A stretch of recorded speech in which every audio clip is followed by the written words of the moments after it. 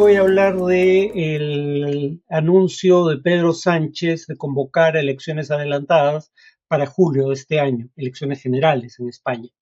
Esto es producto de la derrota de la izquierda en general, no solo el Partido Socialista Obrero Español. La derrota fue aún mayor para sus socios en la coalición de gobierno de Unidas Podemos, frente a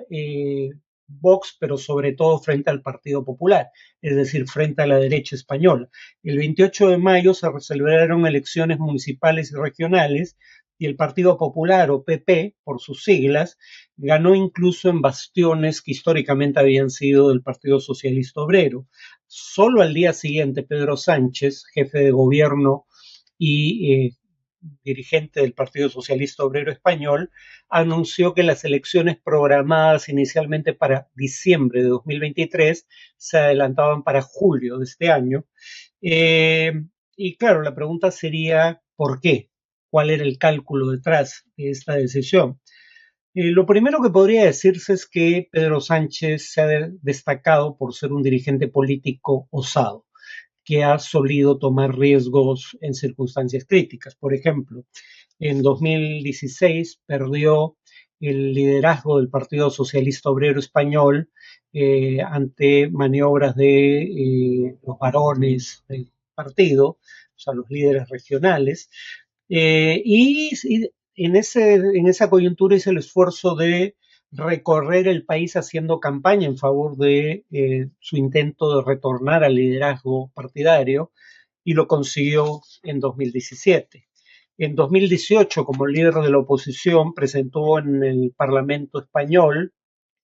las Cortes, una moción de censura contra el gobierno de Mariano Rajoy,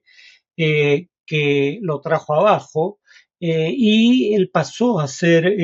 dirigente de un gobierno interino de minoría, que se presentó a las elecciones generales de 2019 y las ganó en coalición con Unidas Podemos, aunque seguía siendo un gobierno de minoría. No tenía mayoría propia en el Parlamento, pero había partidos que se habían comprometido a apoyarlo en decisiones fundamentales como la aprobación de presupuestos. Eh, una de las cosas que ayudó al PSOE en 2019 fue que la izquierda se movilizó para acudir a votar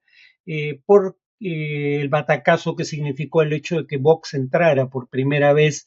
desde el final de la dictadura, un partido de derecha radical, quiero decir, entrar al Parlamento con 2 escaños y además formara por primera vez también parte de gobiernos regionales como el de Andalucía desde diciembre de 2018. Este es un factor que, como vamos a ver, ayuda a explicar el adelanto de elecciones, porque en el Partido Popular, Pablo Casado, un líder del ala más conservadora del Partido Popular, que pretendió crecer, digamos, tomando las banderas de la derecha radical, por ejemplo, frente al tema de la migración, a expensas de Vox, llevó al Partido Popular a una derrota estrepitosa en las elecciones generales de 2019, una de las peores de su historia. Y por eso Pablo Casado fue reemplazado por un dirigente más bien moderado, como Alberto Núñez Feijóo, que buscó que el electorado del Partido Popular creciera, no a expensas de la derecha radical de Vox, sino a expensas del electorado de un partido de centro derecha como Ciudadanos. Y lo consiguió al punto de que Ciudadanos virtualmente ha desaparecido en estas últimas elecciones regionales, y por ende no estará probablemente disponible para ser socio de coalición en caso de que el PP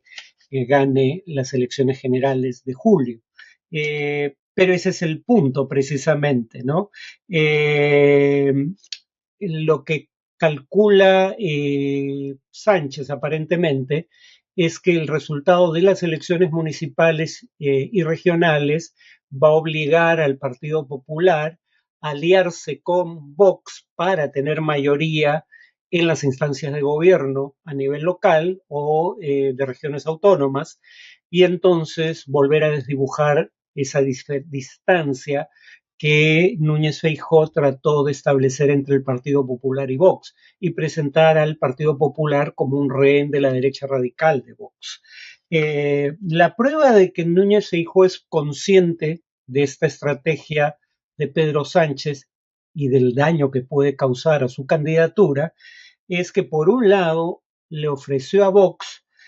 que apoye a gobiernos en minoría a nivel municipal o regional del Partido Popular sin formar una coalición de gobierno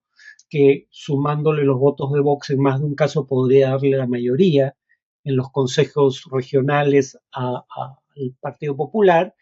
diciéndole lo siguiente: si esa fuerza, refiriéndose a Vox pero sin llamarlo por su nombre, si esa fuerza quiere derogar el sanchismo, está en disposición a hacerlo, o de hacerlo. O sea, en otras palabras,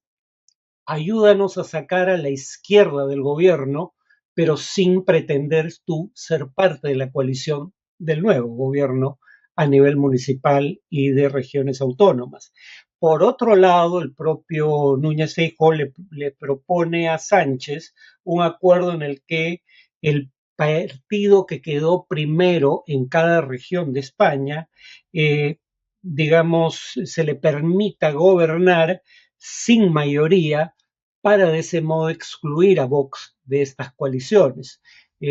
Mi presunción es que si no ha respondido todavía, el PSOE muy probablemente no vaya a aceptar esta propuesta. Además, la otra razón por la que Sánchez adelanta las elecciones es porque quiere que el temor que suscita la posibilidad de un gobierno nacional en donde el Partido Popular tenga mayoría en el Parlamento, merced a una alianza con Vox, genere nuevamente, como ocurrió en 2019, una movilización del electorado de izquierda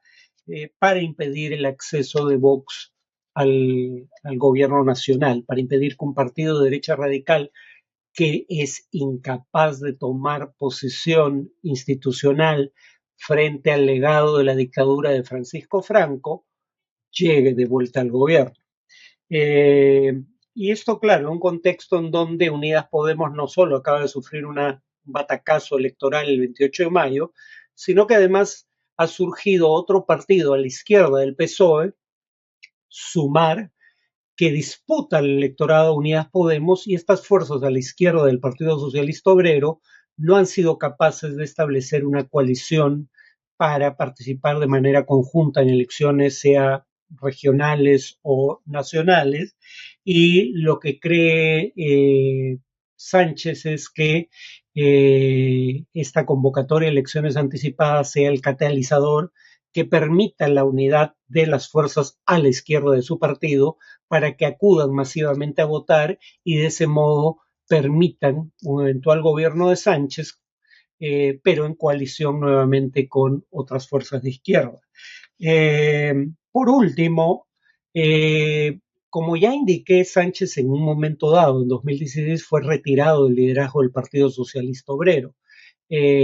habiendo sufrido ese partido una derrota categórica en las elecciones municipales y regionales del 28 de mayo pasado, de continuar en el gobierno sin perspectiva de elecciones hasta fin de año.